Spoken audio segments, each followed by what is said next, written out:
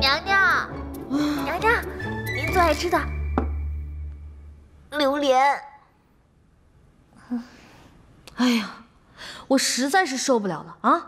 自从我坐上皇后这个位置，就真的成了妇联主席了，整日帮着这些女人们解决一些邻里纠纷、情感矛盾啊，还有一些姐妹反目的这些破事儿。哎，你说，你们这些女人们怎么就那么爱吃醋呢？就不能团结一致，相亲相爱吗？娘娘，您怎么把自己抛出在外了呀？哎呀，不过你们女人在某些时候确实挺团结友爱的。今天啊，黄良缘他们几个人来找我告僵尸的状，就因为说起了什么胭脂水粉，他们几个人瞬间就把找我的原因忘得一干二净，进入到了另外一种境界中。娘娘，这没什么奇怪的呀。绿篱觉得呀，女人最可贵、最可爱的一面就在于此呢。哼，简直不可理喻。不过啊，女人之间的友谊啊，确实只能建立在逛街、买衣服、上厕所上面。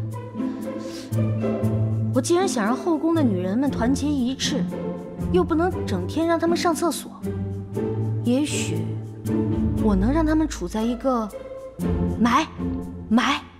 买的状态下。乐视，对，就是乐视商城。这是我给自己的电商起的名字，哎，那个起照的名字我都想好了，就叫做阿里蓬蓬。不需要，我们盛东城内有东南西北4大集市，每天全国各地的货物源源不断运进城内，不需要你说的那个乐视，还有阿里蓬蓬。皇上，我实在是因为这些日子后宫里的娘娘们总来找我闹事儿，没有办法才想出这个万全之策呀。这和你说的乐视又有何关系？皇上，您还不明白吗？我做的一切都是为了皇上您啊。为了朕？您总去幽兰殿的事儿，大家都知道了，而且反应非常激烈，只是没有人敢在您面前说罢了。但是纸是包不住火的，所以我才想到这个办法，让那些后宫的娘娘们有一个精神寄托。果真如你所说，有了这乐视商城，是否就能让我们3天内吃上西域的水果，10天之内收到南方各省的奏章，1天之内喝上北郊的羊奶了？那算什么？只要在我们的乐视商城背后再建立一个快递部门，一切就都完美了。哎，快递的名字我都想好了，就叫做飞毛腿快递。好痛啊！我受不了了！别出声，受不了了！忍着。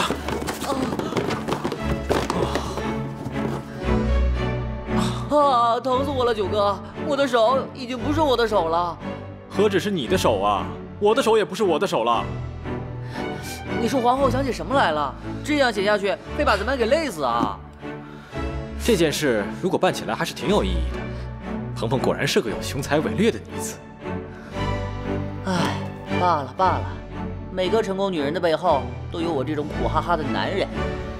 快写吧，不然到明天都写不完这些快递单。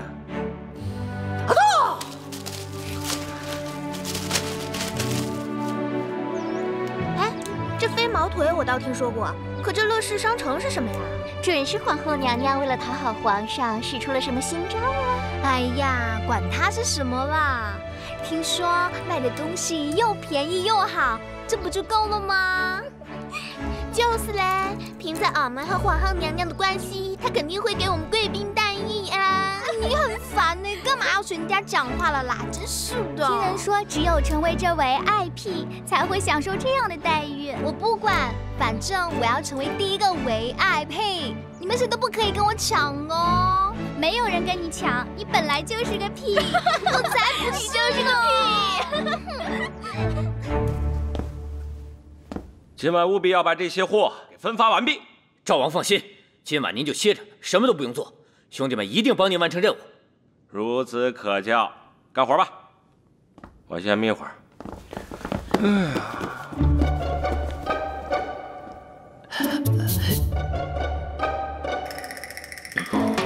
嘛呢？这么快就干完了？赵王，实在不好意思，兄弟们都是粗人，都不识字。哼，没文化呀，没文化呀，真可怕！还得本王亲自来动手。放下吧。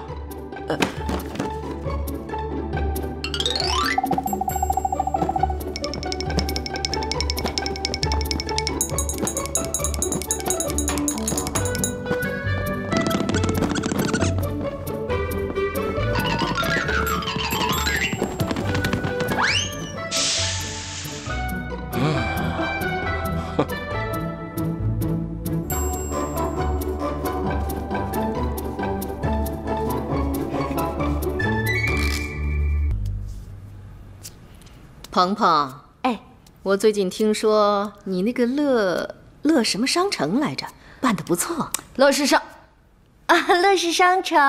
哦，对，就是乐视商城。哎呀，自从有了这个乐视商城，皇后娘娘和后宫的嫔妃之间就再也不吵架、不打架了，是吧？那是因为啊，他们有了心理寄托。鹏鹏，我今天找你来啊，是因为我想让你帮我找一个名师，张三千的《盛夏风光瓷瓶》。你那个乐视商城可有卖的？张三千，可是张大千的弟弟。张大千，哀家不曾听说过。皇祖母，这事儿就包在鹏鹏身上，您放心吧。还是鹏鹏最知道孝顺哀家。皇祖母。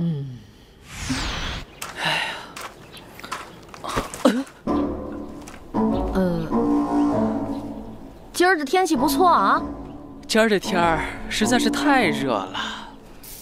你这是专门倒卖艺术品的？卑职专注倒卖艺术品20年，无论是皇家专供还是民间高人的，只要您要，我就都能收来。品质绝对让您放心。我要的盛夏风光瓷瓶拿来了吗？人呢？嘿，娘娘，来。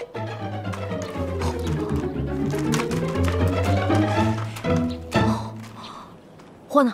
等着。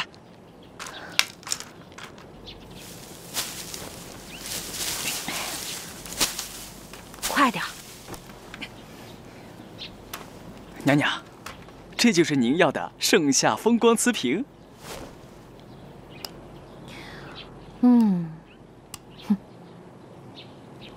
不错。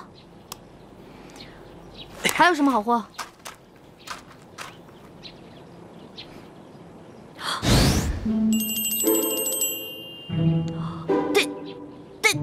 ？David， 娘娘恕罪，娘娘饶命。这个盛夏风光瓷瓶就当送给您了，还求您放过奴才。这在我们那个时候可是无价之宝，必须要拿下。你的意思是说，让我只当没看到？娘娘，我愿意做牛做马报答娘娘。这样吧，你把这个David像送给我，就当什么事儿都没有发生过。那玩意儿是西洋过来的，是仿品，在咱们这儿可是禁品呀。你怎么还不明白啊？我这是在帮你销赃呢。好。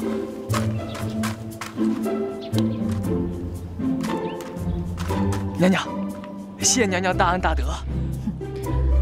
小事儿，小事儿，我先撤了啊。哎，娘娘，您的盛夏风光瓷瓶。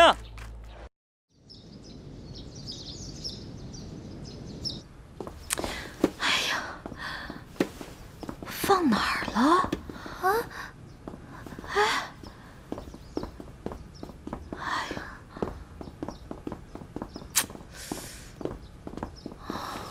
娘娘，您到底在找什么呀？您倒是和我说呀！哎呀，我跟你说实话吧，我的David没了。娘娘，David是谁啊？ David 是米开朗基罗的代表作。我刚刚从一个太监那儿买的大卫雕塑啊！我当是什么东西呢？这种东西丢了，咱们再买一个不就完了吗？这东西可不能丢，丢了是要被问罪的。那到底是个什么物件啊？这个雕塑啊，是个带小丁丁的裸体。小丁丁为何物？就男人的那个。哎呀，那东西在西洋人眼里啊是个艺术品，可放在你们这儿就是个违禁品。要是被别人看见了，别说是私藏的罪名了，搞不好还可能被杀头。哎呀，怎么了？今天飞毛腿来咱们仙圣谷取价，奴婢就把一个盖着罩布的物件当成圣下凤光瓷瓶，寄到太皇太后那儿去了。啊！完了完了完了！这东西要是到了太皇太后手里，可是要出大事儿了！哎呀！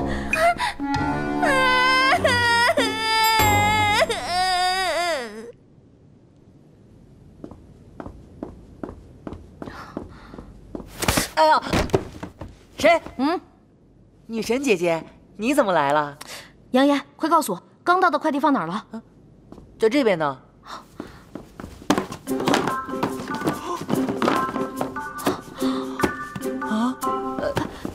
你不会黑吃黑打劫自家的产业吧？还给我！给我！别闹了！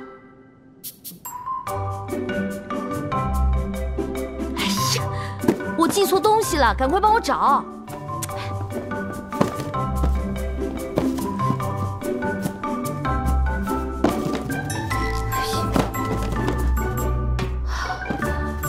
好热！姐姐，你要干什么？你别脱呀！我不能对不起我九哥呀！九你个头啊！我……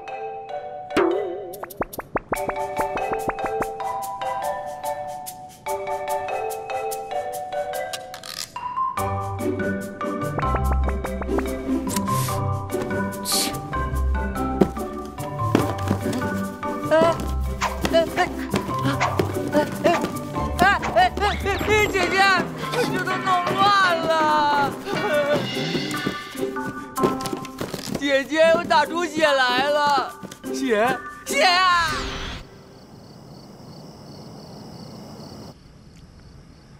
听说快递在宫中大受好评。是啊，皇上，现在宫中的各个吃住用度都是快递寄来寄去的，就连御膳房的蔬菜都是南菜园用快递寄过去的呢。看来皇后所说的生态系统果然便利。如果朕要寄一个东西，是不是所有经手的人都会知道朕寄了什么？回皇上，快递最大的优点之一就是保密性强。您只要包好了包裹，写好了去处，那便没有任何人能打开您的包裹。收件的人只需要查看包裹的完整度，就可以给5星好评了。虽然说对这种新的形式有所担心，不过朕也不能固步自封。这样，你去帮朕寄一个东西。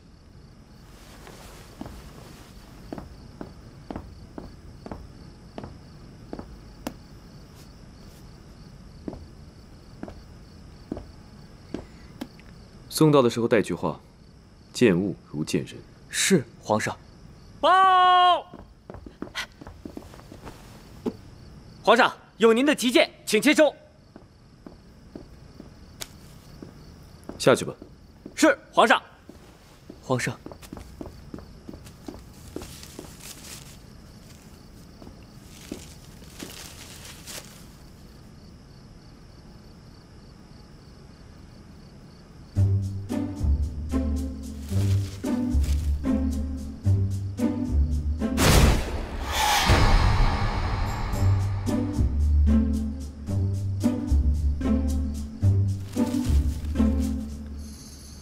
强公公，在。你过来。你给朕写写“小苹果”这3个字。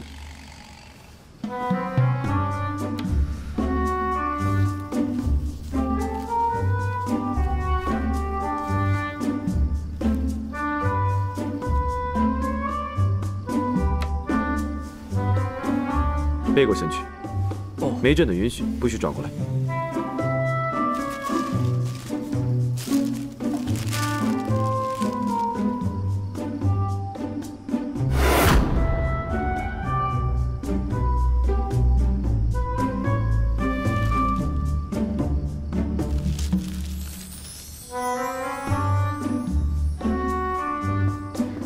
皇上，这是临海进贡的苹果，太皇太后用快递给您送来的。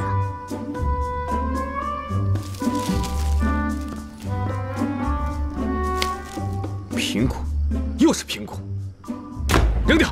都给我扔了！以后别再让我看见苹果。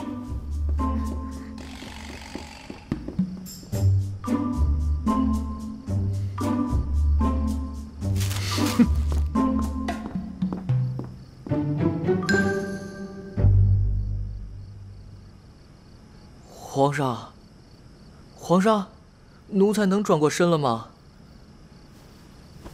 皇上，皇上，哎，小苹果，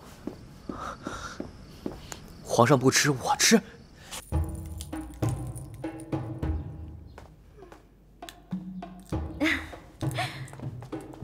皇祖母，起来吧。今天呐，我把大家叫来，是要让大家和哀家一起欣赏一件张三千大师的遗作《盛夏风光瓷瓶》。张三千，哎，那瓷瓶不是已经失传很久了吗？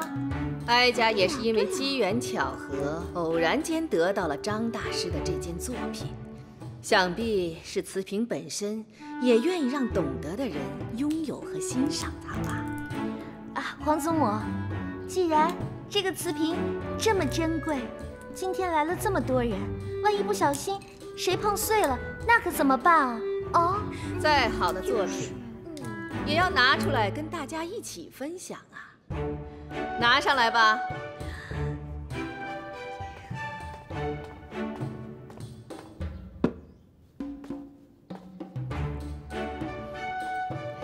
这可是哀家刚从快递那儿签收的，新鲜出炉，还热乎着呢。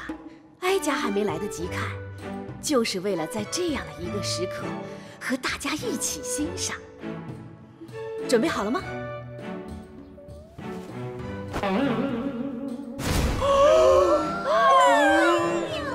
哀家告诉你们，这位张三千大师最擅长描写四季。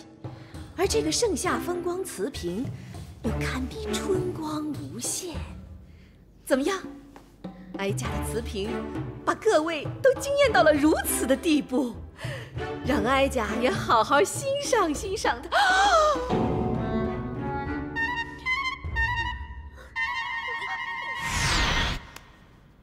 真是春光无限呐！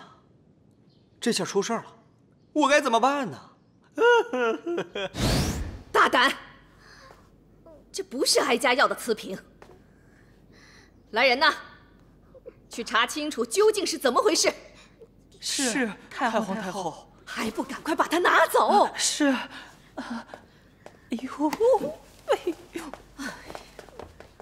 那个，对不住了，齐少。皇祖母，我有话要跟你说，单独的。鹏鹏，现在就我们两个人，你可以说了。你这是干什么呀？皇祖母，请恕罪，这个有伤大雅的东西，确实是鹏鹏寄出来的。是你？怎么会是你呢？鹏鹏，哀家知道你善良，可也不能为了别人揽下如此的重罪呀。皇祖母，这个罪责必须由鹏鹏一个人来承担，因为鹏鹏万万不可说出那个人的名字，不然事情会越闹越大的。是谁如此大胆，竟然敢要挟皇后去袒护他？你告诉哀家是谁，哀家替你做主。皇祖母，你这不是让我为难吗？快说！此人正是您的乖孙儿，我的夫君，当今的圣上齐胜。胜儿，他怎么会私藏如此有伤风化的东西？这件东西出自西洋名家的大手笔，皇上托我从黑市把它买过来，没想到在寄出的时候，居然出了差错。哎呀，鹏鹏，真是委屈你了。你老实告诉我，你们要他做什么？哎呀，这真是叫人难以启齿。这东西，他说放在屋子里能调节一下情绪，而且还说这是西洋人那儿的送子观音。皇祖母，他不但用了这个招数，他还想用金戈来俘获我的心。金戈，这就是传说中对男人安全无副作用的金戈。皇上就是用那个秘密武器来和我那个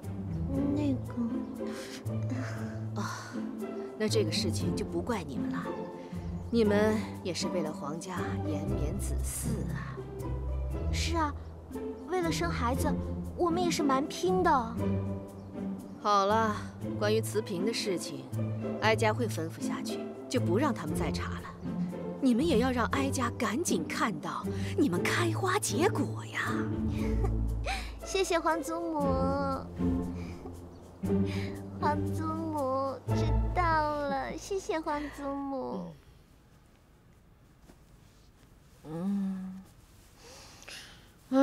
宝贝儿，快给我揉揉头，好好放松放松。我这一天啊，太烧脑了。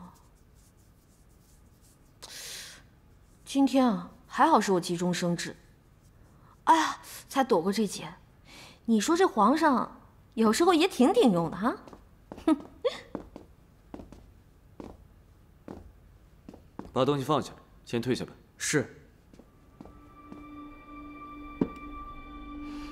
你也先下去，朕有话要和皇后单独说。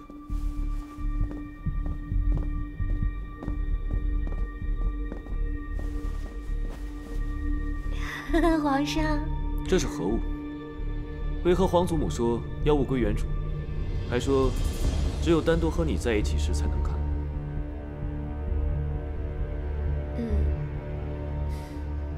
这东西你还没看？哦，野史！哎呀，啊！一定是你最近太疲劳了，才会起这个东西。喝口水吧。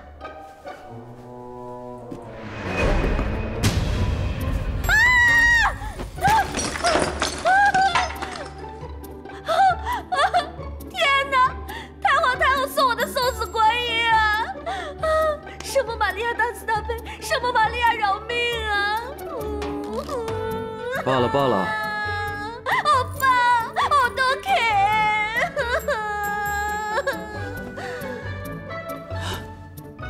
今天可不要再出什么幺蛾子了，我的脑细胞已经不够用了，我的眼睛已经枯竭。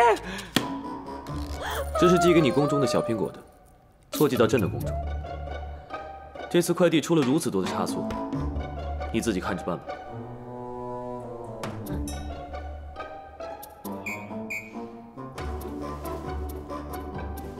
欧巴，你好辛苦，我来给你按摩好不好？再给你唱首歌，你是我的小呀小苹果。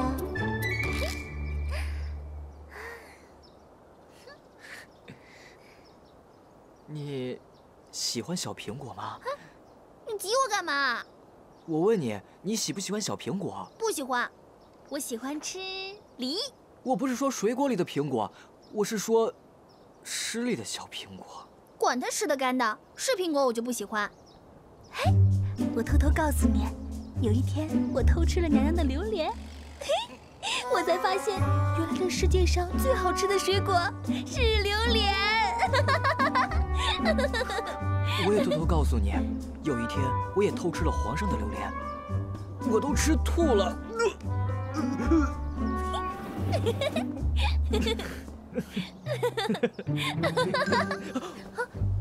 皇上吉祥。回宫。怎么还不走？皇上，3米呢？现在不用了。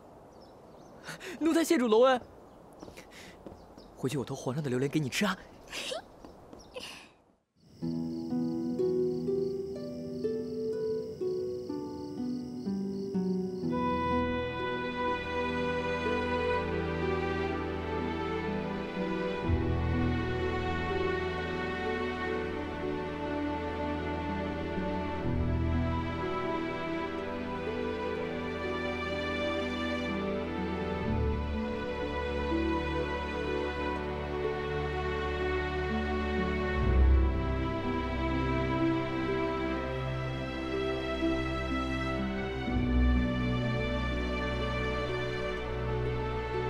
皇上驾到！你让皇上等我一下，我很快就回来。哎，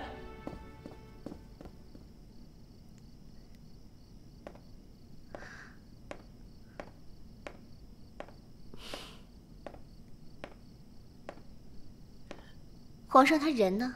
啊，皇上吩咐了，见物如见人。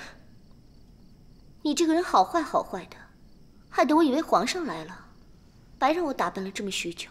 说来也奇怪，您刚才还那样，从里边一出来就像换了一个人。这是一个女人必须具备的生存技能。哦，那您签收快递吧。你给我打开。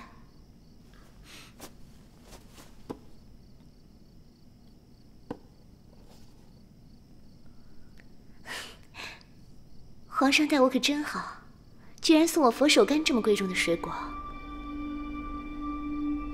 这送人水果哪有掰成两半的？要么就是这人太不讲究了，要么就是像坊间流传的那样，是分手的意思。分手？要不然皇上至于连一个整水果都不趁吗？这位娘娘，我还有下一单呢，您还是快签收了吧。他要和我分手，这一定是弄错了，我不签。哎，您别不签呢，早知道我就不告诉您真相了。我听说前些日子快递不是出了差错吗？您这个是 VIP 专用物流通道，不在那次送错的范围内。我不管，你把这什么破佛手柑给我送回去。奴才办不到啊！你不是飞毛腿快递吗？我是飞毛腿没错，可是我们那边不让接私活。什么飞毛腿快递，什么乐视商城，都是一伙的。你们和张鹏鹏合起伙来骗我，皇上一定是被他迷了心窍，这一定是弄错了。这，你还是自己还回去吧。张鹏鹏，又是你！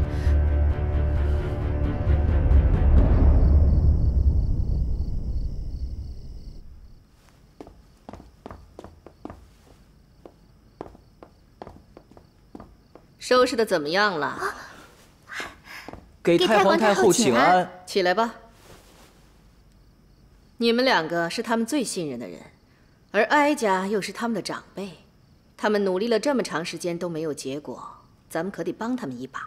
嘿，太皇太后，您对我们家皇后娘娘可真好。记住啊，一定要温馨、浪漫、甜蜜。把蜡烛都点上，把花也都插起来吧。我来。太皇太后，您怎么知道我们家皇后娘娘会喜欢这些啊？哀家可不知道，不过哀家知道成祖当年对哀家用了这招，哀家很是受用。那希望我们家皇后娘娘也能喜欢。你们快把这儿收拾好哦，哀家还要去看看衣服准备的怎么样了。这太皇太后又使什么幺蛾子？我脱了啊！哎，不说话我可脱了啊！哎，你们啊，皇祖母，鹏鹏，他们都伺候你把衣服换好了吗？那你裹着个破袍子干嘛呢？快脱了。你确定要看？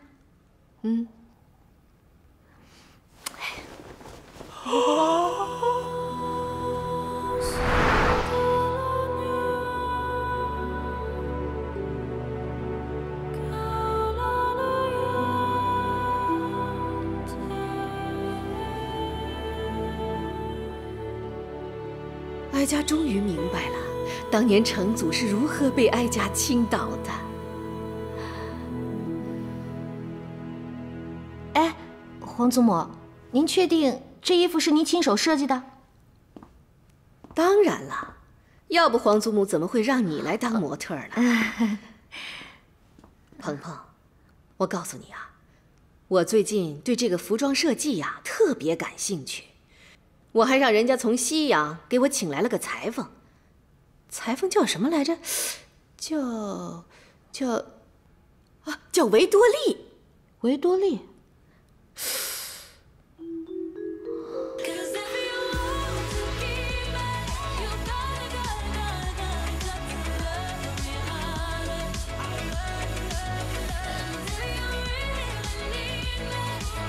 鹏鹏，鹏鹏，哎，你干嘛呢？没什么。哎，皇祖母，我想起来了，您说的那个人是不是叫 Victoria？ 对，就是这名字。哎，怎么说来着 ？Victoria。魏托伊呀，对。鹏鹏，这男人呐，都是犟驴子，一定要顺着毛捋，跟男人较劲儿，最后吃亏的可是我们女人。哎，皇祖母，咱刚刚聊那个 Victoria 聊得正高兴呢，怎么又说起这个话题了？那是因为啊，皇祖母有样东西要给你。啊，跟我来。鹏鹏，自从你跟哀家说皇帝在服用此药，哀家就让人大量的这个碎碎念，我还是先撤吧。哎呀，哎呀，哎呀，哎呀，皇帝虽然年轻，可是政务繁身，压力也是极大的，难免啊。总之，你跟他说呀，要多少，皇祖母这儿有多少。哎，鹏鹏，鹏鹏，哎，人呢？禀报太皇太后，我看见皇后娘娘捂着肚子跑出去了，好像身体不适。算了，把这个给她送到宫里去吧。是，太皇太后。等一下，你一定要嘱咐皇后娘娘，让她告诉皇上，要提前半个时辰服用。明白了，太皇太后。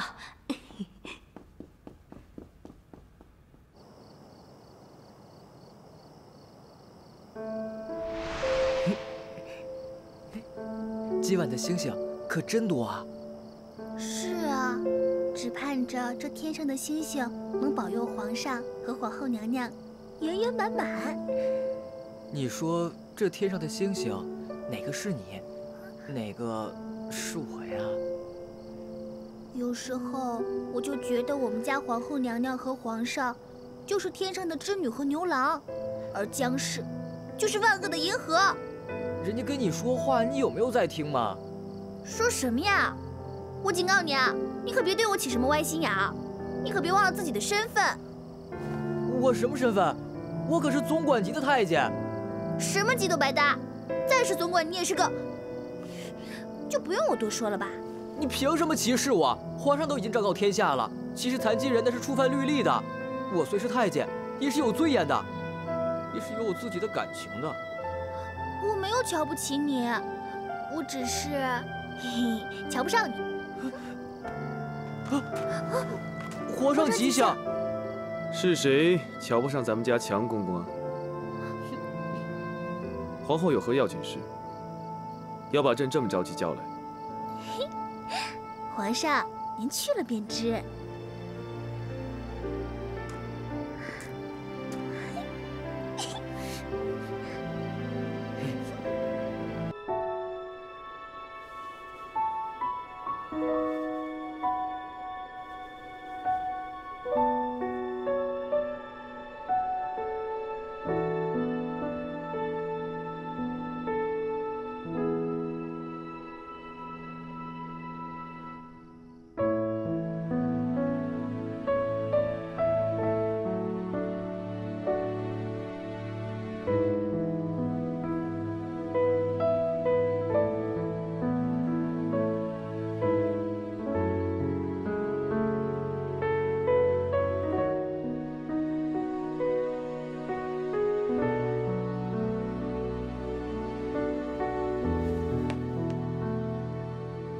你怎么在这儿？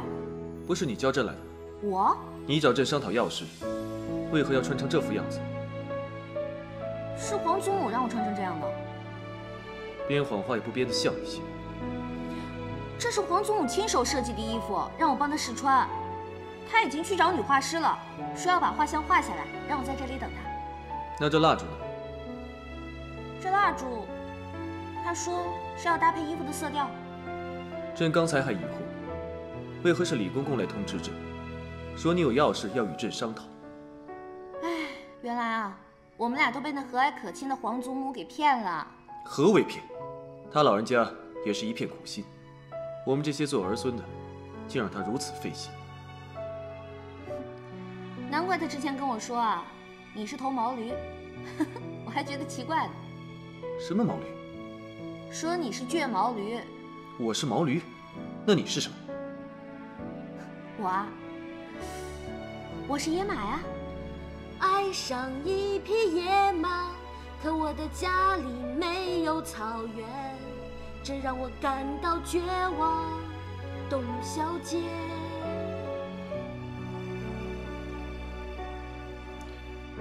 看来朕今夜要在你这儿委屈一晚了。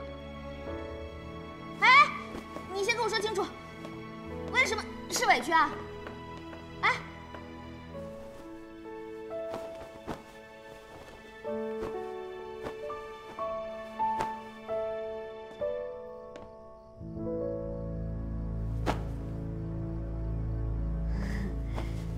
我说天气怪凉的，睡地上多不合适啊。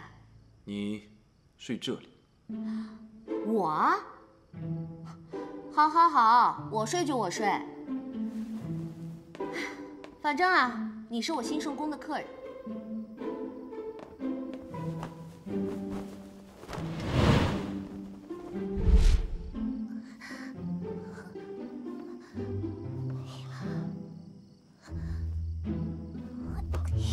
好位置都被你占了。这是风口，我给你挡风呢。看来哀家的方法是奏效了。一会儿哀家走了以后，绿篱不许让任何人打扰他们，知道吗？放心吧，太皇太后，要是有人敢坏我们家娘娘的好事儿，我就跟他拼命。嘘嘘嘘嘘。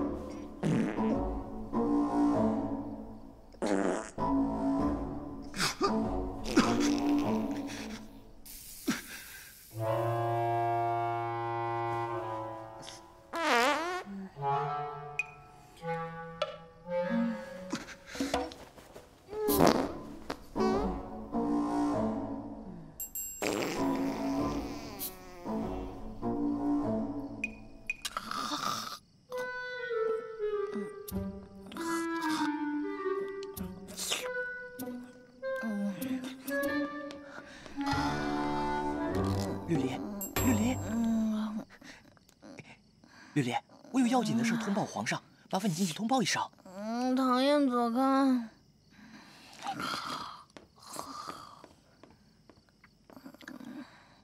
皇上，皇上，皇上，皇上，皇上，幽兰殿那边出事儿了。听着像是幽兰殿啊。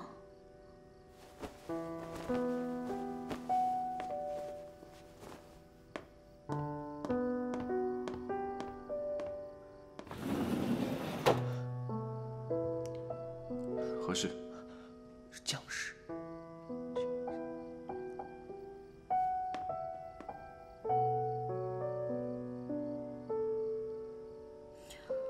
你走吧，你走了，我就可以睡我香甜柔软的床了。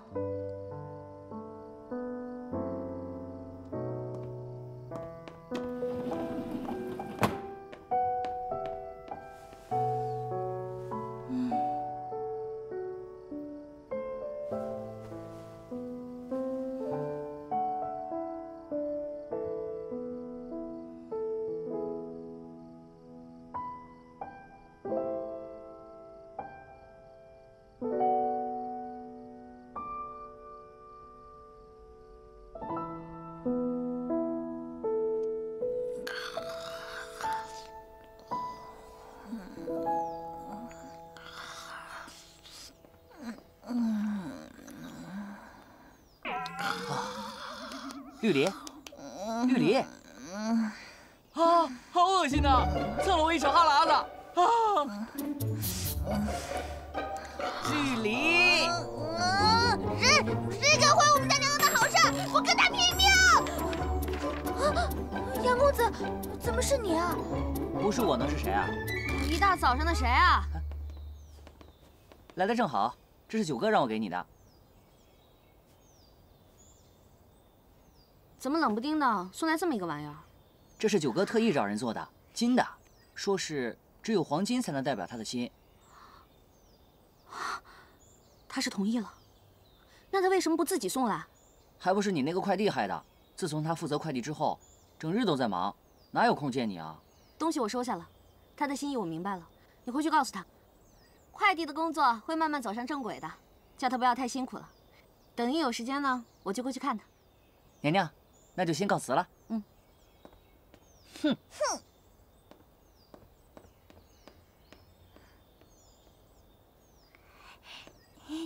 娘娘，皇上他人呢？还没起床啊？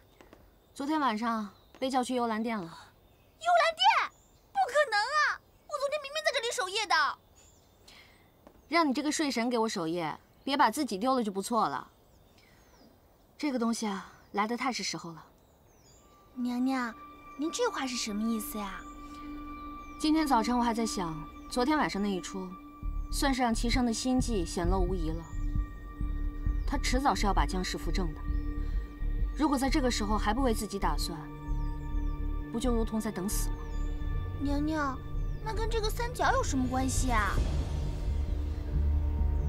九王送了我这个三角，也就是让我吃了一颗定心丸。从现在起，我与九王就是同一战线的战友了。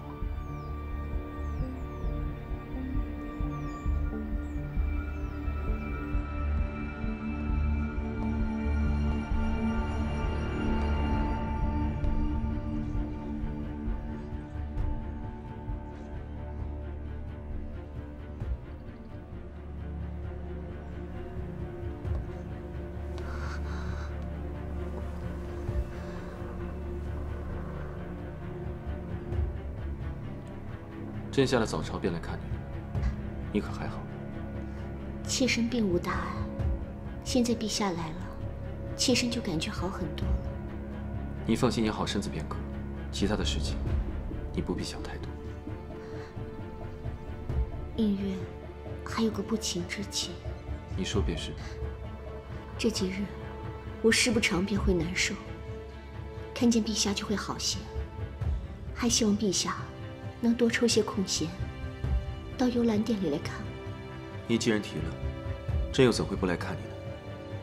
妾身说的，可不是一朝一夕，而是日日如此。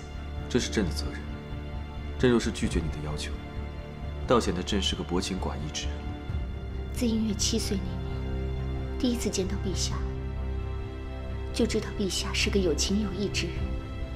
现在虽然陛下繁荣之事缠身，但是映月知道，毕竟陛下与映月有着这么多年的情。过去的事情就不要再提了。陛下肯来陪着我，妾身就放心了。朕还有很多政务要处理，明日再来看你。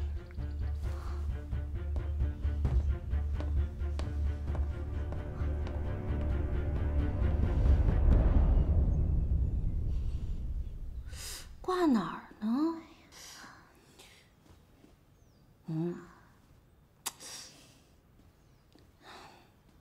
娘娘，都说财不外泄，咱们还是把这个金子藏起来吧。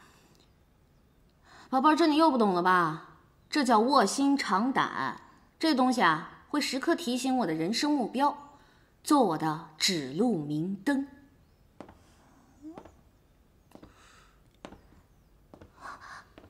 娘娘，哦，娘娘，干什么呢？这个灯歪了。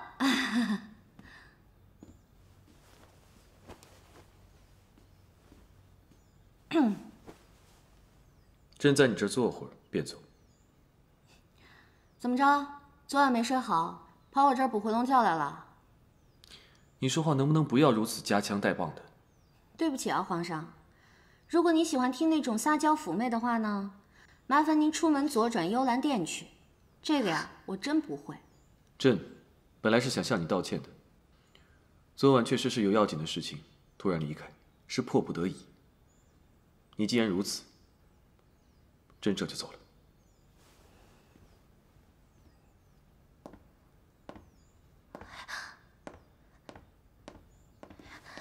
娘娘，你怎么能这样跟皇上说话呀？他先不然，我还要讲义，我就是天下第一大小白。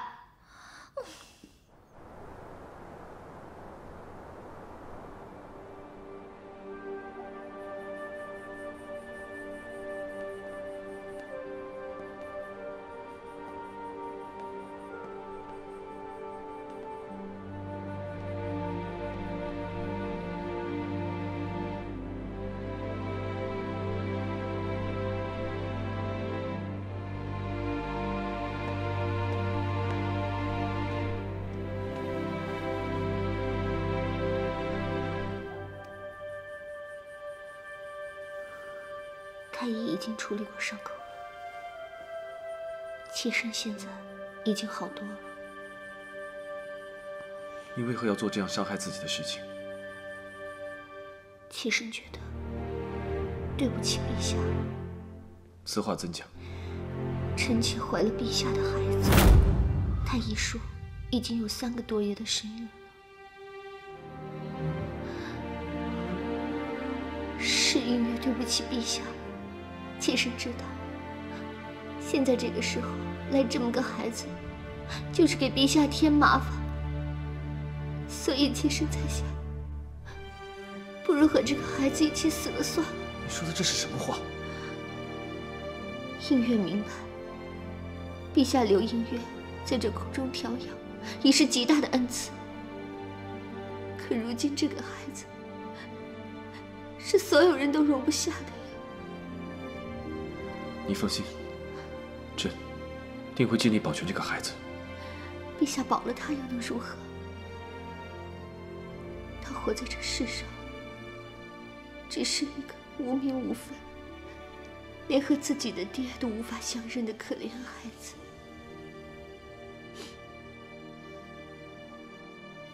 你放心，既是朕的骨肉，朕定不会让他受一点委屈。若是这孩子真的有了名分，姐姐知道了这件事情，会不会心里过不去呢？是妾身对不起姐姐，可是这孩子毕竟是妾身的亲生骨肉，妾身也不能对不起自己的孩子啊。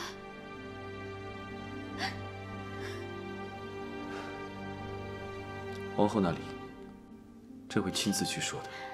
听见陛下这么说，妾身才能勉强安下心。你好生休养，朕还有要事，先走了。不知陛下明日能否来看妾身和孩子？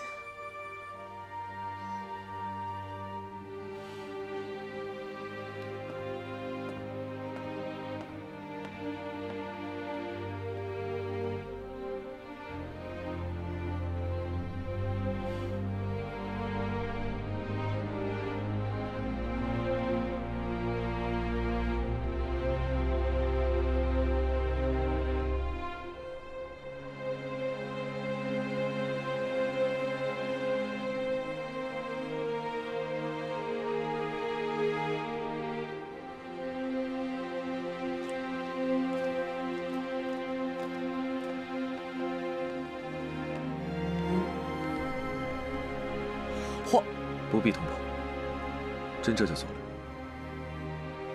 您不进去了？朕不知该如何向他解释，他知道了一定会很伤心，就让他再无忧快乐的过几日。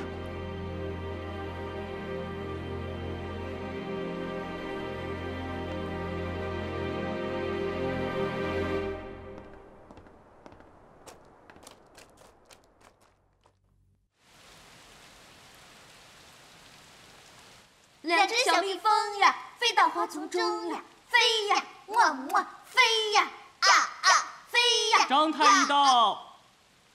小张，我没叫他呀。娘娘您忘了呀？咱们宫里太医要定期例行为娘娘把脉，看一下可否有隐藏的病症。把他叫进来吧。嗯。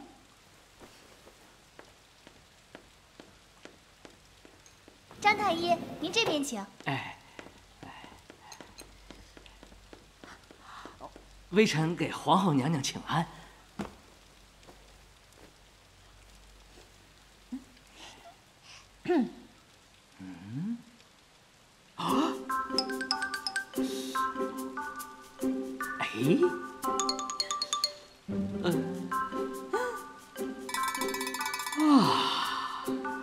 小张，看你这表情，我是不是病得很复杂？恭喜皇后娘娘，娘娘这是喜脉呀！你丫说什么呢你？娘娘确实有喜了。哎呀，我们家娘娘有喜了！我们家娘娘有喜了！云林，你滚一边，冲上去！我这就滚！我们家娘娘有喜了！我们家娘娘有喜了！我们家小张啊，我这个月事啊，向来都不准，你是不是搞错了？阴薄阳别，寸脉沉，尺脉浮，鼓动华丽，阴中见阳，又有何调之象？娘娘却是有孕的脉象。为保安全，微臣再给娘娘开副安胎药，调养一下啊！你给我滚！好，微臣这就滚。哎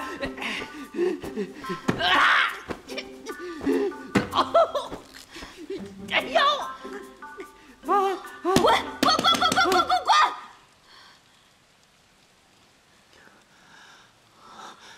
我怎么没有发现呢？难道因为我是男人，没感觉？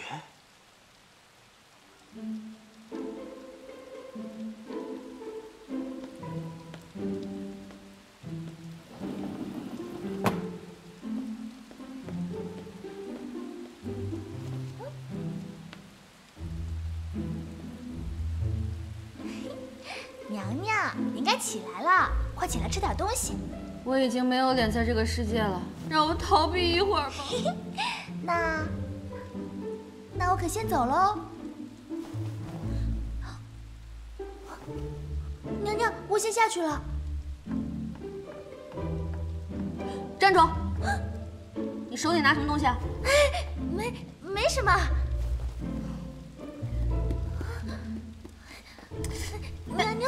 娘娘真的没什么，是张家托人送来的东西。拿出来给我看看，拿出来给我看看。娘娘，这是张家托了城里最好的裁缝专门做的小孩的衣服。张家？这什么意思啊？我前脚刚怀孕，后脚衣服都做出来了。娘娘，您不是常说有备无患吗？到底什么情况？你给我说清楚了。娘娘，我真没打算骗您，只是要是提前跟您说了，您定是不会答应的，所以才生米煮成了熟饭。说下去。我说了，娘娘你可千万要受住了，万不可做出什么傻事来。其实娘娘没有怀孕，那张太医是家里买通了，才说娘娘怀孕的。什么？我没怀孕？太好了！哎，过来。那你快跟我说说，家里人为什么要这么做？前几日幽兰殿又招了太医，家里觉得蹊跷，便暗中托人询问，谁知道江氏那小贱人竟然被诊出了身孕了。江氏怀孕了？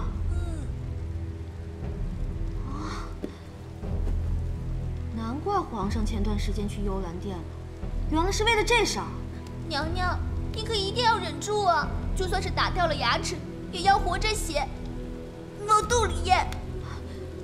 你再说一遍，怀孕的不是我，是江氏。家里人怕江氏有了身孕便可肆意妄为，于是便收买了张太医，将娘娘也把出喜脉来。这样一来，找个机会除掉江氏的孩子。你们真的太狠了，真是最毒不过妇人心呐！娘娘，家里人知道你性子烈，怕事先告诉了您，没准啊，您会打到幽兰殿去，到时候再惹得皇上厌弃。以后这种事情千万要与我先商量。假怀孕是正房该干的事儿吗？到时候玩线了，会不会也伤害到我呀？你赶快去跟夫人传个话，下面我要说的，你每句都给我记清楚了。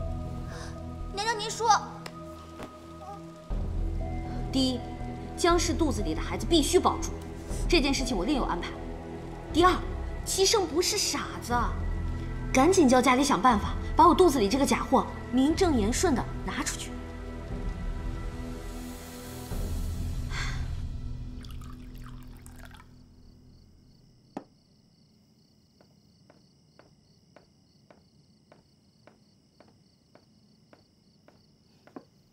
皇上吉祥。不必多礼，你怀孕的事，太医已经告诉朕了。就算太医不跟你说啊，你也知道了。今天早上绿篱啊，在我宫门口发羊角风，闹得沸沸扬扬的，整个宫都知道了。有什么吃穿用上的需要，尽管和内务府提。皇上，你也别因为我有了身孕，就冷落了幽兰殿那边，毕竟那边也需要您啊。你知道了。哎，皇宫就那么大，有什么事儿能瞒得住啊？再说了，这又不是什么坏事儿，我们大家都为您高兴呢，是吧，强公公？你这是在说反话吧？朕并不是有意要瞒着你的，只是那天你的态度，令朕实在无法开口。皇上，我可是真心实意的为你高兴。你高兴什么？我为皇上高兴，为江妹妹高兴，也为我自己高兴。你自己高兴是为什么？因为怀孕的不是我啊。皇上，你看哈，如果我跟江妹妹各生一男一女，就太好了，将来也是个伴儿。皇上呢，也早日儿女双全了。所以啊，我是真心实意的为你开心啊。别说了。哎呀，皇上，你可千万别因为我冷落了江妹妹，你就大胆放心的去照顾她啊。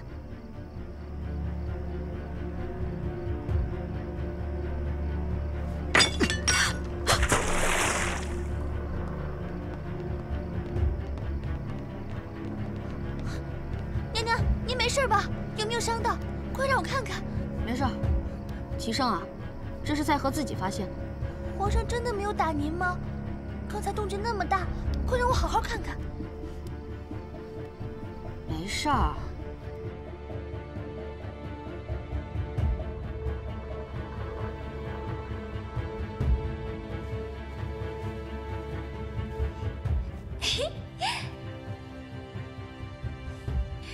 娘娘，娘娘，您看这小衣服多可爱呀！可爱，可爱有什么用啊？您真就不打算自己生一个？我？让我去生孩子，还不如让我去死。等您真有了孩子呀，就不会这么说了。哎呀，我这怀孕的消息一传出去，怕是要几家欢喜几家愁了。可不是嘛，江氏那头呀，肯定恨死娘娘了。我说的不是他，江氏是怎么想的，我真的没有心思去猜。只是九王这一次，一定是受到了很大的困扰。我与他刚立下盟约，就马上传出来我怀孕的消息，换做是谁，恐怕都难以接受。不行，九王那边还是有必要去见一面的。你去他府上给我传个话，说我要见他。嗯。哟，好巧啊！不巧不巧，这一次没在同一间茅厕遇到，只是我心中实在不解，为何见面总约在这污秽之地啊？因为你我和这茅厕有不解之缘啊。哎，这厕所管理员想的真周全啊！你看他把这男女二字写得如此硕大，还挂在这么显眼的地方，就是不想让别人犯咱们曾经犯下的错。这是我特意找人改的。啊？这宫中大小的茅厕都归我管。原来你成了茅厕君啊！唉，这也是无奈之举啊。自从上次晋升之后，皇上就让我总管着宫中的鸡毛蒜皮之事，我心中也是愤懑至极呀。这次我来就是要与你商讨这些事情。这里的味道太重了，咱们换个地方谈。走。我朝的人啊，真是有情趣。这厕所旁边就是花园，上厕所的同时，顺便把风景也给看了。你别告诉我，这厕所的选址也归你管啊？还是说正事儿吧。我找你来是想告诉你，有关我怀孕一事，其实是张家人的意思，我并没有怀孕。你我二人之间的盟约也不会受到任何影响。我了解。九王真是料事如神啊！那我再跟你说一件你绝对不知道的事：江映月怀了齐胜的孩子。我已知道此事。那九王对此事有什么看法？那就略臣拙见了。本王以为江氏现在的身份见不了光，但只要生下皇子，齐胜为了不委屈那孩子，必然会叫江氏改头换面。这一点正是我们可以利用的。只要皇上这样做，届时张家与本王借着齐胜有备纲常，齐齐发难，想必会一呼百应。你说的太对了，江氏是容不下我做皇后的，她早晚会给齐胜吹枕边风，取代我的后位。可到那时，满朝的文武大臣，皇亲国戚，哪一个又会容得下这个蛊惑皇上、乱了纲常的女人啊？九王，如果我是宇宙智商第一的话，那你就是老二了。虽然你说的话我听不太懂，但是现在还是觉得挺有意思的。现在的重中之重就是保住江氏的孩子，我得赶紧和张家通个气儿，让他们万万不能动了江氏的孩子。是，我们现在什么都不需要做，只要看着齐胜一路错下去，一定会抓住他的把柄。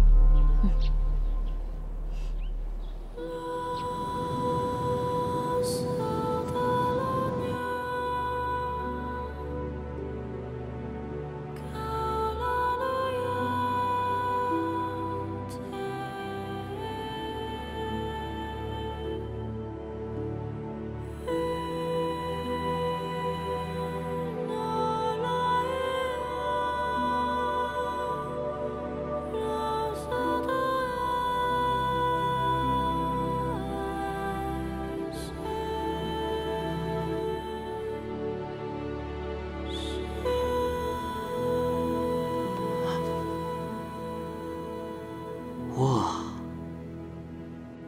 这大晚上的把我叫过来是干什么？这一次一定要把持住，不能在同一个地方跌倒无数次。啊，妹妹，你怀有身孕，这样跳舞会动了胎气的。哎呀，不过妹妹这个舞姿啊，真是倾国倾城啊，难怪齐……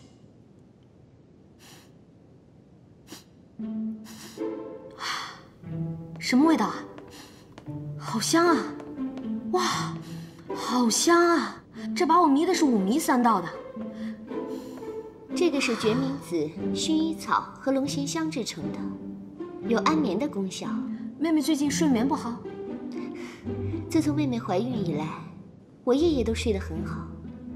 只是皇上他经常批阅奏折到很晚，我这香是为皇上备着的。妹妹真是心细啊，难怪皇上喜欢来你这儿。若是姐姐喜欢，走的时候就拿去一些吧。啊，千万别给我！这香要是被我拿回去，绿篱一生的清白可就不保了。姐姐不肯收这香，是不是嫌弃妹妹呀？你怎么能这么想呢？我心疼你都来不及呢，怎么会嫌弃你呢？我向毛主席保证，只要是妹妹的，我都喜欢。比如肚子里的孩子。这说来也是巧，妹妹刚有了孩子，姐姐就怀了孩子。哎，姐姐的孩子不重要，妹妹的孩子才重要。妹妹，你可要好好的养胎。今日妹妹找姐姐前来，是想问姐姐是否知道咱们宫中有什么手艺精湛的裱画师傅呢？裱画师傅？不知道。以前皇上曾经给臣妾画过一幅画像，昨天收拾屋子的时候找到了，就想给裱起来。皇上还会画画？该不会是那种画吧？画不重要，重在皇上的心意。皇上给妾身画那幅画的时候，足足让妾身做了3个时辰呢。不知道皇上是否也给姐姐画过？哎，那种画我可没有，我向来都是拍照的那个人。哎呀，妹妹不知道皇上没有给姐姐画过，妹妹不是故意炫耀的，姐姐千万别误会了。妹妹放心，我没误会。哎，小情侣嘛，相互画个画多正常啊。不过我可提醒你啊，这画啊，你可得收好了，流传出去啊，就是艳照门。艳照门是何物？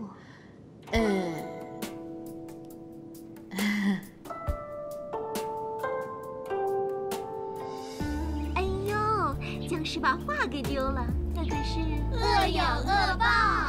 真不知道他丢了什么画，说的那么宝贵。听说啊，僵尸称那幅画是皇上亲手为他画的，他还说皇上只给他一个人画过。我呸！什么叫只给他一人画过？我那儿也有一幅呢。有一次啊，皇上在我那儿喝多了酒，兴致大发，硬是让我一动不动，足足做了几个时辰，也跟我说这画是给我一个人画的。你们不说呀，我都还没有想起来，原来皇上也给我画过。只不过啊，我并不在意，也许那幅画早就被我的宫女们拿去胡掺和了。这僵尸还真够自作多情的，以为那画是他的唯一呢。哎，皇后娘娘恐怕还不知道此事吧？走吧，姐妹们，我们去一趟兴圣宫。走啊，去找娘娘。来，快点，你啦。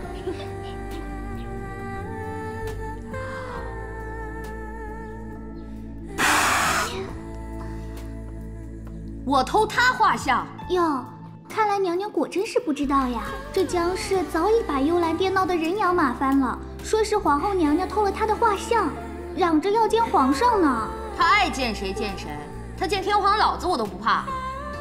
告诉你，他人我都摸过，我偷他画像干什么？他哭着嚷着说是娘娘您嫉妒皇上给他画画呢。娘娘，皇上果真没有给你画过画吗？没有了。别让僵尸那恶人先告状，到时候啊，真的是跳进太液池也洗不清呢。行了，你们在我面前挑事儿是没有任何效果的，都散了吗？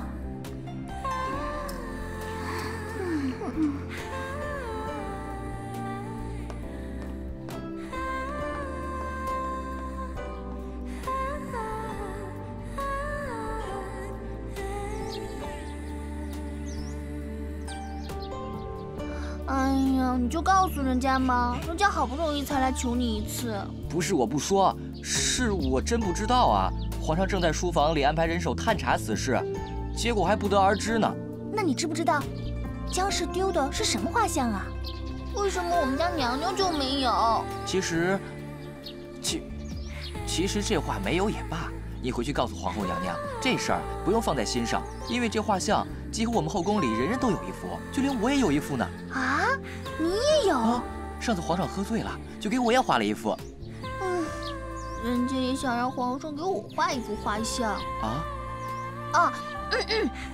那照现在这个情况呢，我们家娘娘没有才是好事呢。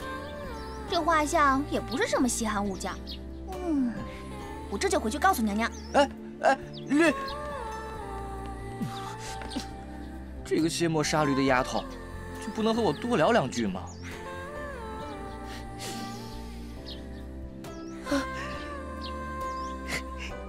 你就告诉人家嘛，人家可是第一次求您呢。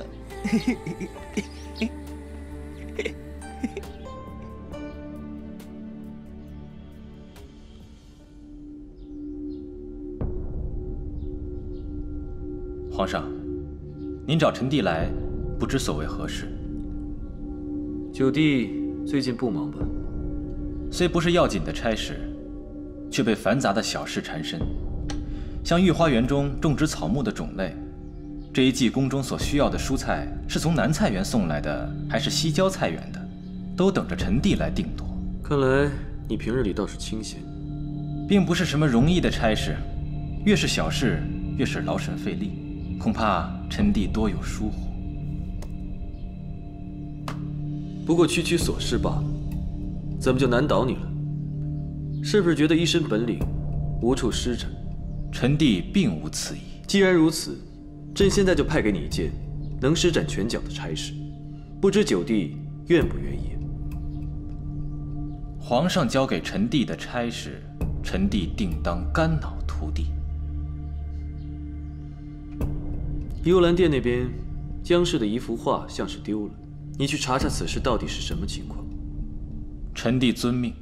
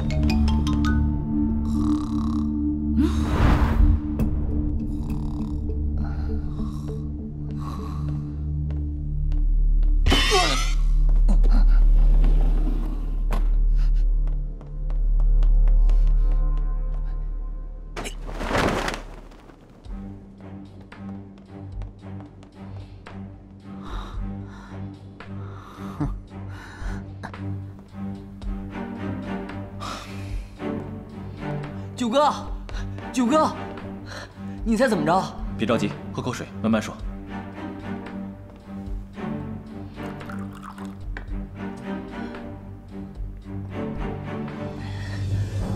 江氏丢失的那幅画，果真在女神姐姐那儿。你可看清楚了？错不了，在女神的衣柜里有幅江氏的画像。鹏鹏并不是那么小肚鸡肠的人，更不会为了一幅画像争风吃醋。可证据确凿。我相信此事并非他所为。怎么看这件事跟皇后娘娘有拉扯不清的关系？皇上命九哥来彻查此事，恐怕是皇上故意的试探。如果万一不是他偷的画，那可怎么办啊？明日一早，你随我去一趟兴圣宫。那只能如此了。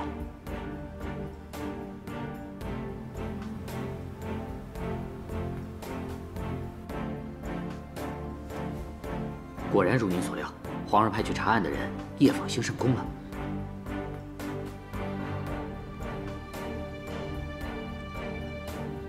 你确定那是皇上的人，并且已经看见那幅画了？确定。那人发现那幅画之后，又放回了原处。如果是帮他的人，就会把画拿走了。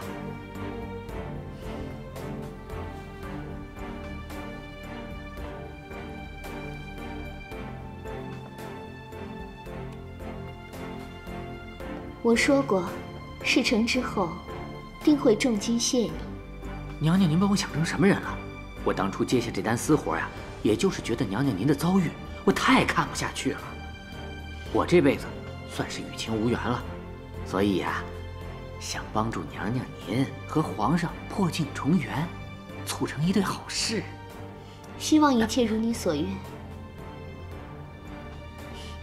这个你一定要收下，永远离开此地。你对我的恩惠，我会记在心里的。拿人钱财，与人消灾，自当小事。那小的祝娘娘心想事成啊！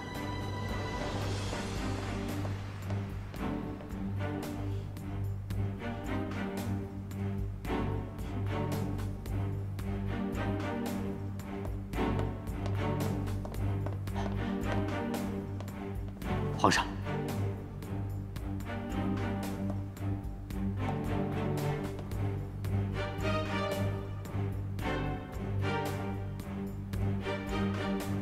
朕知道，你下去吧。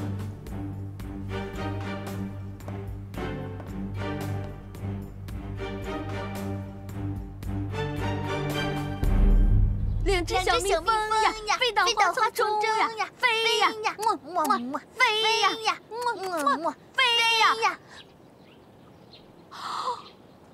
这对好基友今天一起来了。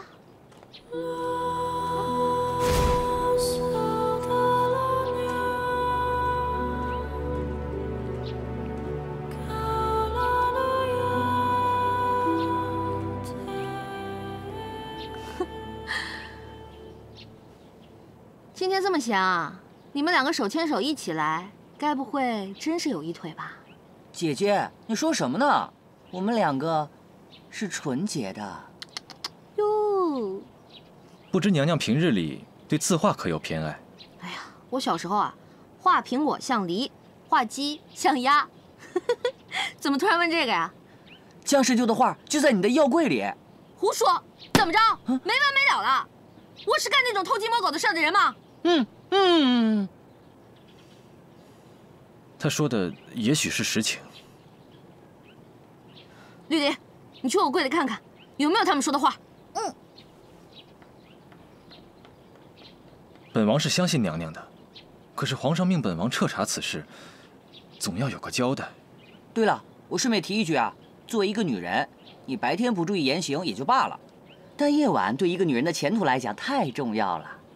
哎，你的睡相太差了。你又偷偷溜进我房间！哎，你放心，我就是想看看你的被子盖好了没。我除了看到你的丑态，我没干别的。娘娘，您的药柜里真的有一幅画。要如何处置此事，一切皆听娘娘的安排。本王大可装作什么都不知道。不用你替我担这么大的责任，一人做事一人当。到时候有什么你就直说，不用护着我。咱们现在去找齐胜，讨个说法。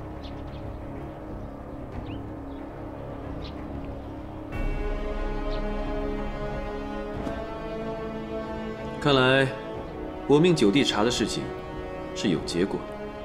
回皇上，这幅画的确是在兴圣宫找到的。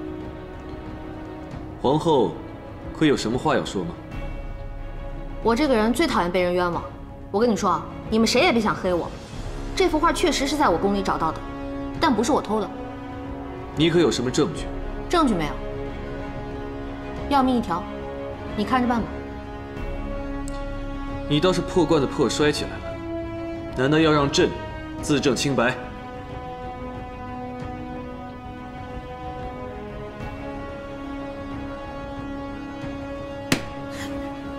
九王，朕命你查办此事，你却如此办事不力。要不是朕安排的密探已经告诉了朕，是有人夜里偷偷将画放进兴圣宫的，你岂不是要让皇后娘娘无辜蒙冤，让朕错怪了她？臣弟知错。果然是有人故意陷害我。你告诉我这个人是谁，我非打得他满地找牙。是江氏。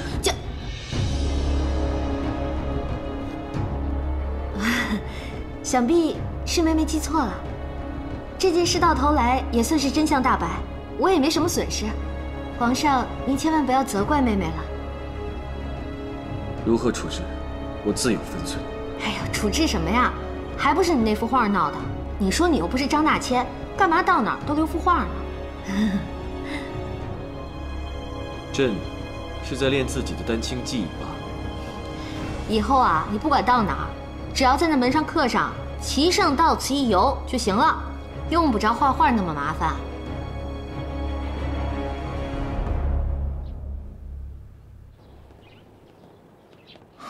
现在想来，齐圣早就知道姜氏有意要陷害你，然后他才有意派我去查，因为他早就料到我会一无所获，他只是想证明我无用罢了。九王，你千万别这么想，你已经在第一时间赶来跟我商量了，我知道你是在顾及我的感受。从这件事便可以看出，齐圣只是想证明，他才是你的依靠，而本王无权无势，靠不住的。九王，我既许诺，便会重诺。娘娘当真这么想？这宫中的大小事情都是心机，都是算计。我能有个值得信赖的兄弟，我当然会选择信赖的。现在就只希望姜氏和皇上不要因为这件事影响感情，他们感情越好，对我们越有利。娘娘，就此别过了，日后你定要多加小心。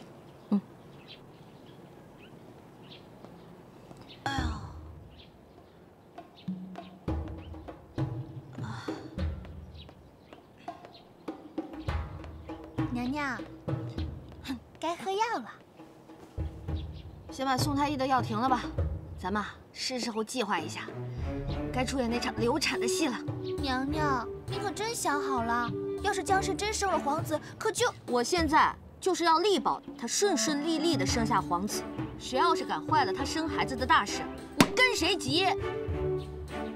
那就等您月事一来，咱们就抱小产。哎呀，这个撒谎的最高境界啊，就是连自己都信了。到时候，只要咱们自己入戏，齐圣他不信也得信。把宋太医叫来，我也好久没见他了，跟他叙叙旧。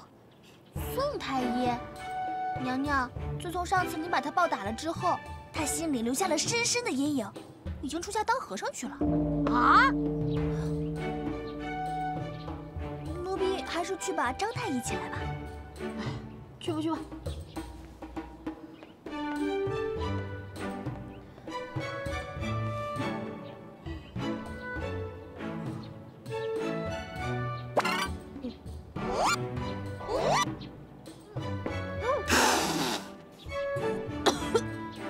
喝错了。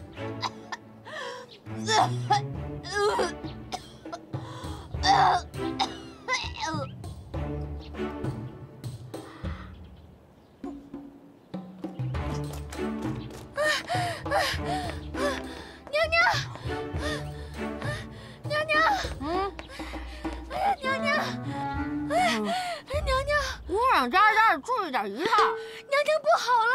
什么不好了？害人呢？我刚刚路过幽兰殿，发现幽兰殿里已经乱成一锅粥了。说是太皇太后知道了幽兰殿的事儿，震怒，已经吩咐嬷嬷带着药去了。什么药啊？那种药，落胎的。你不早说！娘娘，娘娘，注意仪态，仪态呀！哎呀，不要啊！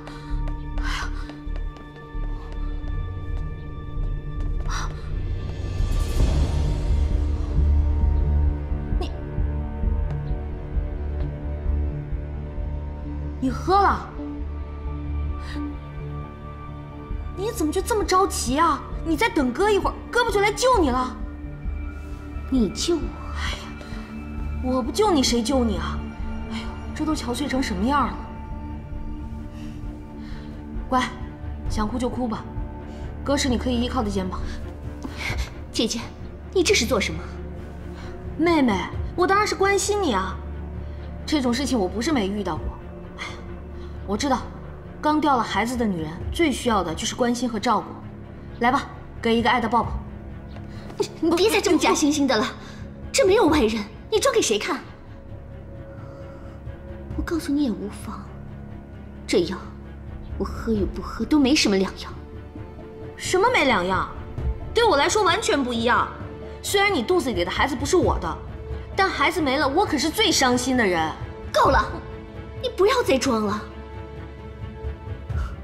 我现在就告诉你，其实我根本就没有怀孕，这只不过是我挽留皇上走的一步棋而已。你说什么？你没怀孕？那幅画像的事，本是我想陷害姐姐，即便陷害不成功，我笃定依照姐姐的性格，定会置我于死地。这样一来，皇上就会站在我这一边。说你傻，你还真的傻。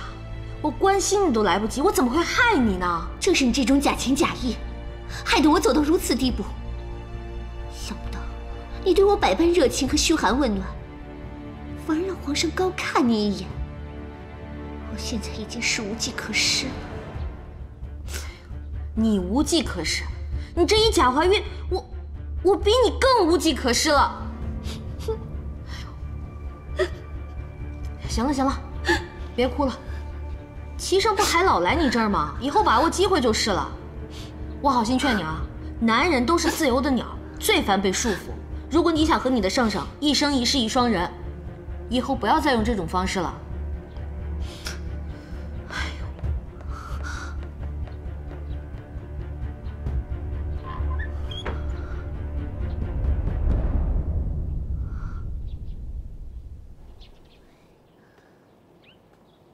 娘娘，怎么样了？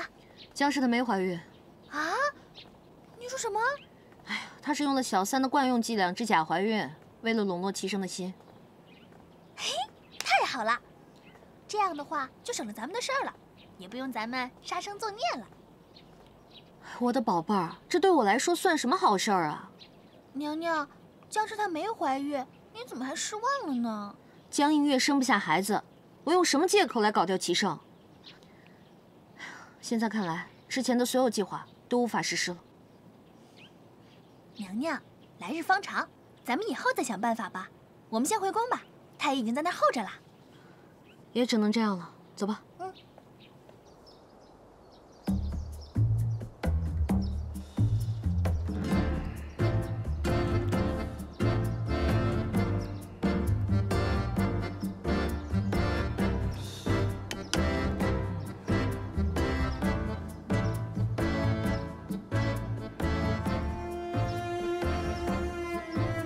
小张，别睡了。喂，张太医，娘娘跟你说话呢。哎，你说咱们什么时候装这个小产比较合适啊？娘娘脉象稳定，想必这孩子也是极好啊。别装了啊！你就直接跟我说，咱们什么时候把这个孩子拿掉？啊，娘娘，这孩子是真有了啊！小张啊，小张，这个孩子不能有。娘娘，这个孩子可以有。虽然之前臣受张老夫人之托，要称娘娘怀了孩子，但臣上次给娘娘诊脉时，确实发现娘娘有了身孕。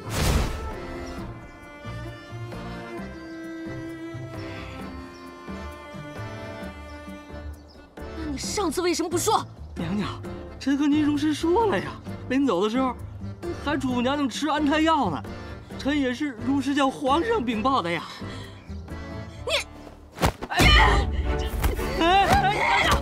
娘娘，您确实怀孕了呀！娘娘，你不能这样！娘娘怀孕了！娘娘，别打了，娘娘饶了我吧！我去！娘娘，您确实怀孕了呀！娘娘怀孕了！回来！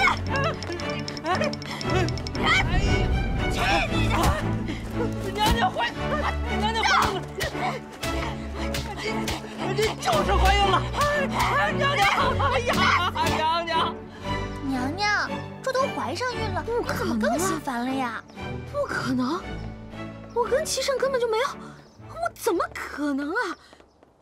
难道是3个月前在江府那次？啊！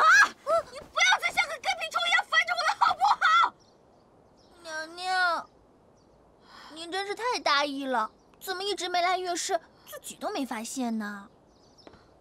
我一个大老爷们儿，我又没生过孩子，我怎么知道？啊，爸！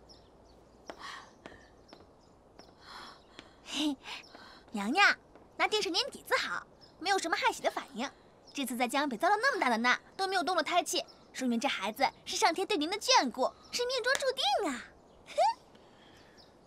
老天爷，你这是找死了玩我呀！娘娘，今天江氏没了孩子，咱们又有了孩子，这真是双喜临门呐！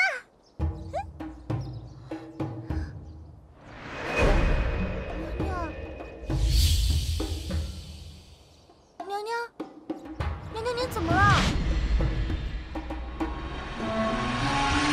娘娘，您怎么了？来人呐！快来人！娘娘！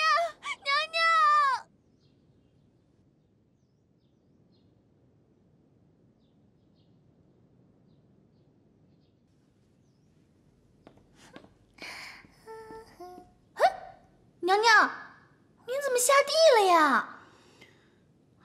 我是怀孕，又不是瘫痪，干嘛老让我躺着？那新熬好的燕窝粥，您吃2口。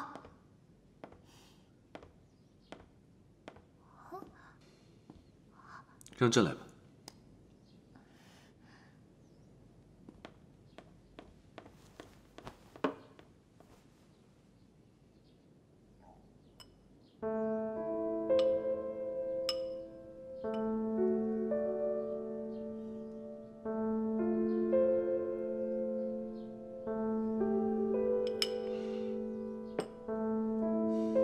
其实，这个孩子不能生。一开始，朕也这么觉得。既然你也这么觉得，那咱们就趁现在还来得及，赶紧把这个孩子拿掉吧！啊！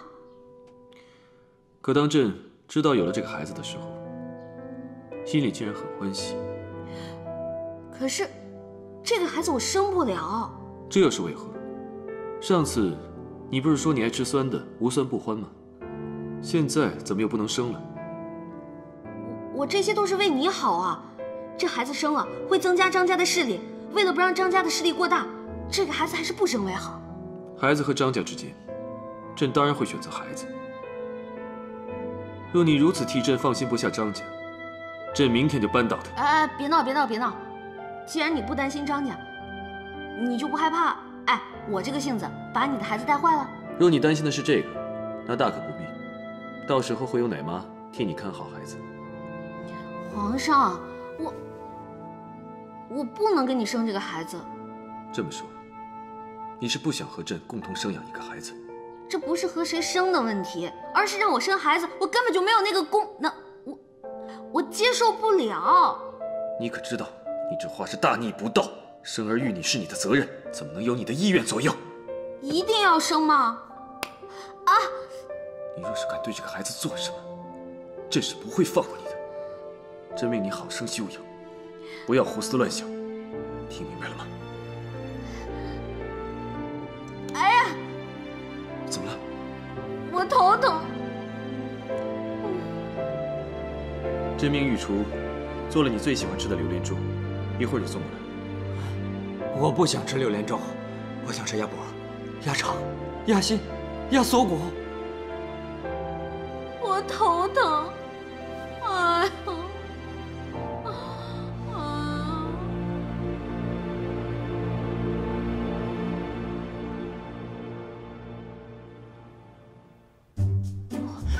鸭脖、鸭翅、鸭锁骨。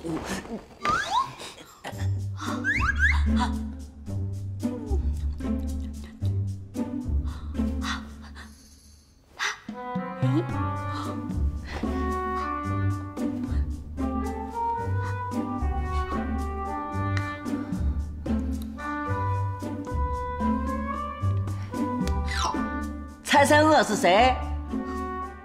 杨烟。没急，一下子就猜到了。除了你还有谁呀？那你猜猜这是什么？桂花糕。啊！不要再再提桂花糕3个字了。叫我好人，不用谢。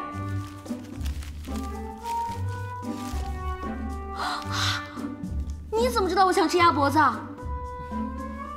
我平时就喜欢在宫中飞檐走壁，要是知道我心上记挂的某个人有个小小的心愿，我就一定会送去。当然，你可以叫我夜行侠。哎，那无需赞我，哥就是这么潇洒，做好事从不留名。我就是想问问你，我是不是洗澡、睡觉你都要看？你这是在侮辱我！我有职业操守的，不该看的我绝不会看。我是夜行侠，不是偷窥狂。来，咱俩一起吃。不吃。啊！哎，嫣然，我怎么觉得你老在我身边晃悠？你老实交代，你是不是对我有什么歪心思啊？那么能够，你是皇后，又是9个心尖上的人，我是喜欢你，但不是那种喜欢。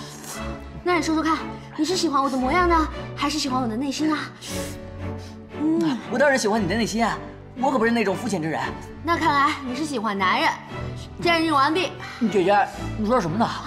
我就是想着有朝一日我要娶媳妇了，也要娶你这样的，最好叶姓张，和你长得一样最好了。我跟你说啊，我可是独一无二的，我没有双胞胎兄弟。嗨，表姐妹也行。你是在让我给你介绍对象吗？姐姐，难道让我守着你嫁不出去吗？你也到年纪该娶媳妇了哈。哎，我就当1回月了啊，等我回老家，我给你撒嘛撒嘛啊。那我就等你去啊。哎，你下次啊，给我带那个周黑鸭的变态的。知道了，这个不够味儿。哦，知道了。辣死了，辣死了！哎呀！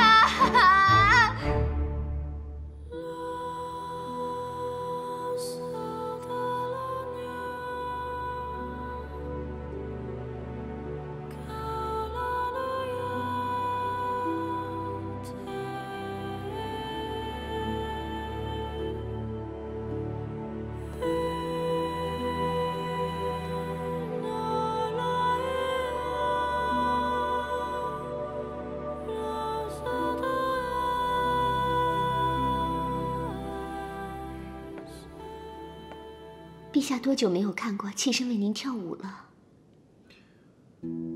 有时候朕在想，把你接入宫里，究竟是对还是错？你进了宫，却变得心狠手辣、诡计多端。皇上，上次你用画像一事要陷害皇后，朕并没有深究，一是念在你一时糊涂，二是皇后嘱咐朕不要为难于你。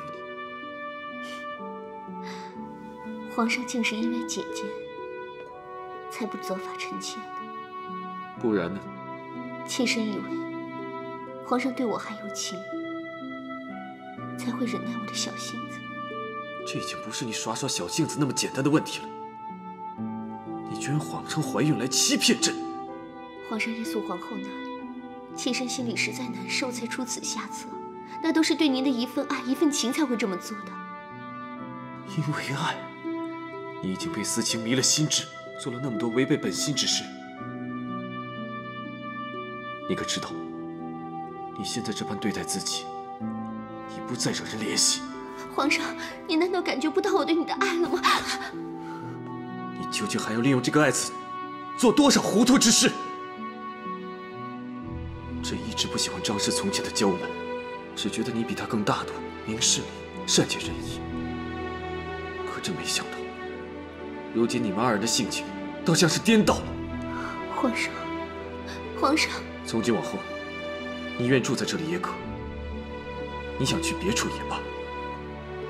这幽兰殿并不是你的金丝笼，你也别想再用爱来要挟朕。皇上。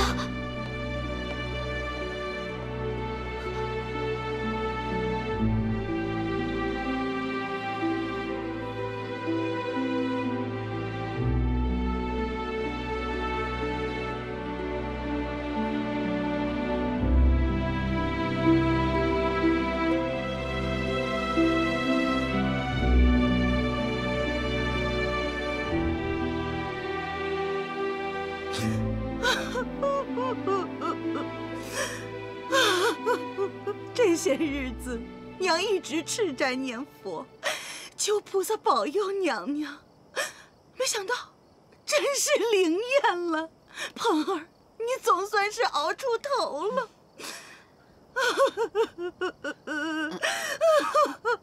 夫人，您快别哭了，看您这么一哭，玲玲也想哭。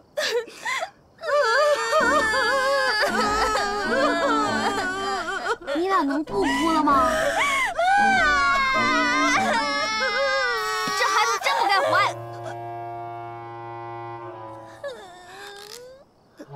呸！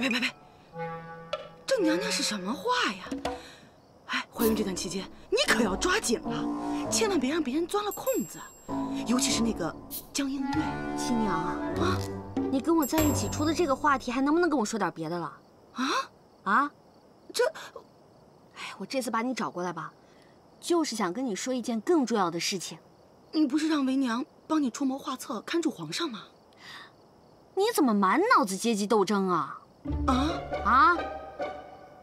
我就是想问问你，咱们张家还有没有那种闭月羞花、沉鱼落雁的小美眉？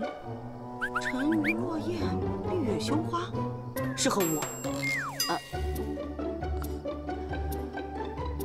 没文化可真可怕呀！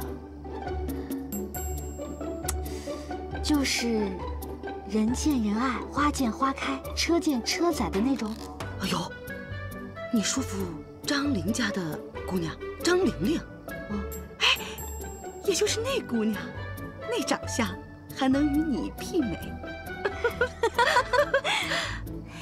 那真是太好了。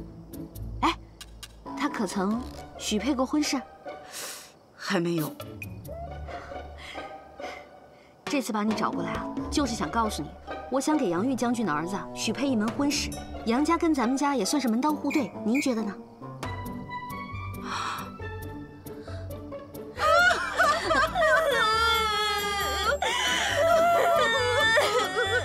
啊，太好了，这回咱们家可算是双喜临门了。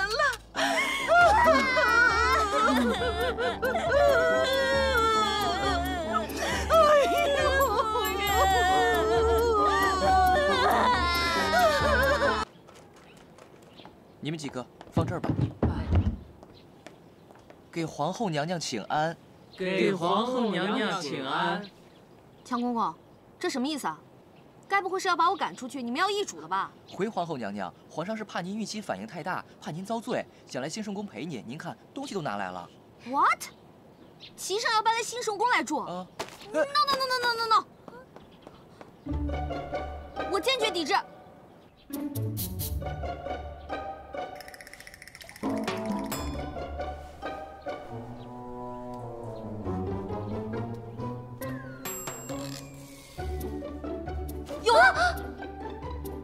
有什么了，娘娘？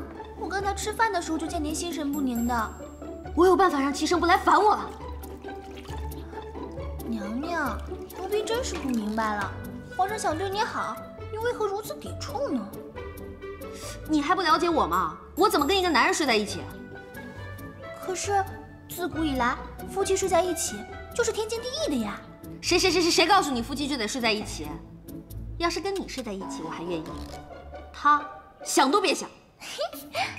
那，娘娘，你想到什么办法能让皇上不再来找您呢？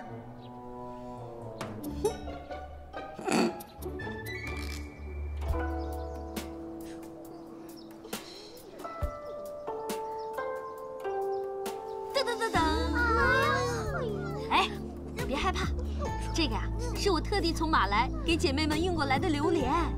臭啊！什么东西啊？我们还是吃自己的瓜子吧。现在的情况呢，大家私底下肯定都已经议论过了。皇上确实决定卷着他的铺盖卷来我的宫里常住，但是，所谓国有国法，家有家规，我作为皇后，后宫之主，不能独享专宠，所以，我便谢绝了皇上对我的恩宠。皇后娘娘，这是哪的话呀？您现在有孕在身，皇上理应多跟您待在一起。就是啊。就算是待在一块儿，又能待几日啊？你闭嘴，哪有你吃醋的份儿？就是。哎，你们这个时候跟我闹情绪，我可以理解。所以后宫日后的建设，我打算把它提上日程。我做了一个策划，还请姐妹们跟着我一起参谋参谋。娘娘，你说。这个策划案呢，叫做轮宿制。轮宿制。意思就是呢，让皇上按照表格上的次序，叫姐妹们轮番去大明宫侍寝。那岂不是让咱们雨露均沾吗？可是娘娘，臣妾实在不明白，您为何要这样做？哼，你哈是不是想问皇后娘娘为什么这么好，愿意把恩宠分给你？分给我怎么啦？分给我怎么啦？我愿意。你们两个别吵了，听娘娘说。你们能不能沾得雨露，就要看自己的本事了。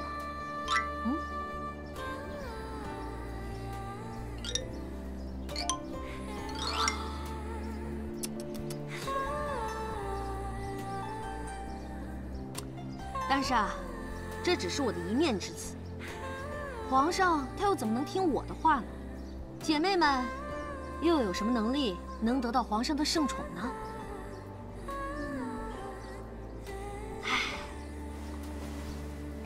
要怎么办呢？我们该怎么办呢？现在云溪正在打仗，羞死了。国家很不富裕，皇上每日都在为了此事发愁。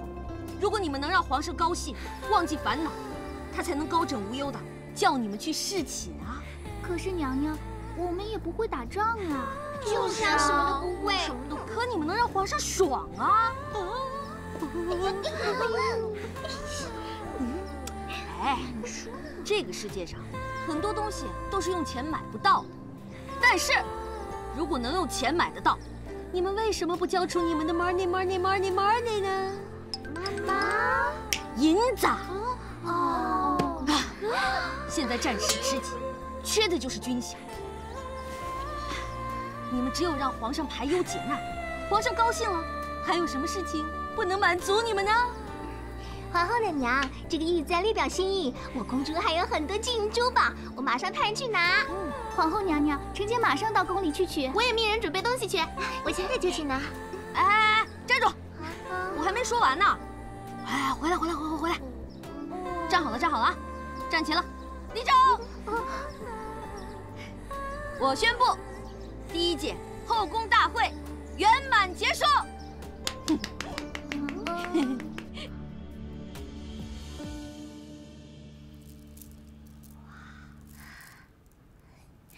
娘娘，奴婢实在是想不明白，您说轮宿就轮宿嘛，干嘛让娘娘们捐这些呀？皇上要是知道了，会不会发火？就是怕他发火，我才设下此计啊。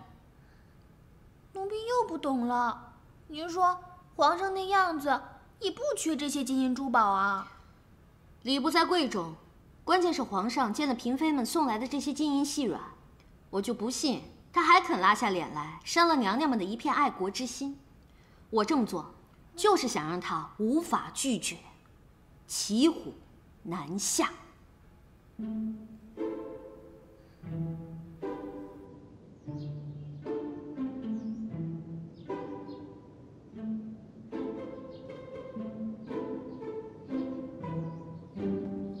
来，看着点啊，当心有台阶！来，小心啊！鹏鹏，叩见皇上。来，放下，来，打开。行了，你们都下去吧。这是现在云溪战事吃紧，后宫的娘娘们知道皇上整日整夜为了此事烦忧，一共捐出了这2箱金银细软，称作军饷。东西不多，皇上一点心意。那你替朕谢谢他们吧。一句谢谢就完了？不然呢？那些妃子们想要什么，你又不是不知道。皇上他们就那么一点小小的心愿，您就不能满足？如此，那你还是把这些东西退还给他们吧。哎，